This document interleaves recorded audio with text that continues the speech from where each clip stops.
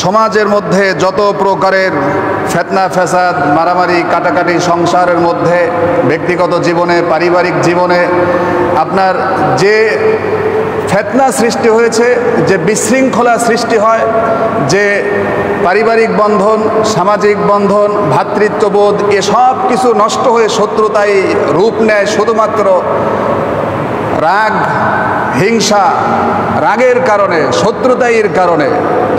রাগ সংবরণ আমাদের মধ্যে নেই। রাগ সংবরণ এটা গুরুত্বপূর্ণ একটা বিষয়, ক্ষমা এটা গুরুত্বপূর্ণ একটা বিষয়।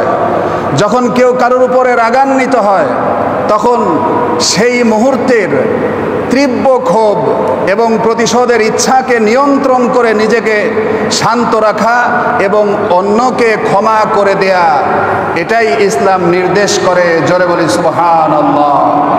ইসলাম কি নির্দেশ করে? আপনার যখন প্রচুর পরিমাণে রাগ হবে, গুসা হবে, ক্রোধ হবে, হয় কি না? চাকরি বাকরির ক্ষেত্রে, ব্যবসা বাণিজ্যের ক্ষেত্রে, সমাজে বসবাসের ক্ষেত্রে, পরিবারের মধ্যে বসবাসের ক্ষেত্রেও, পরিবারের মধ্যেও একজন আরেকজনের উপর রাগান্বিত হয়ে ওঠে। যে কোনো বিষয়ে রাগ হয়েই যায়, ঠিক কিনা? তেমতো অবস্থায় ইসলাম আপনাকে কি বলে?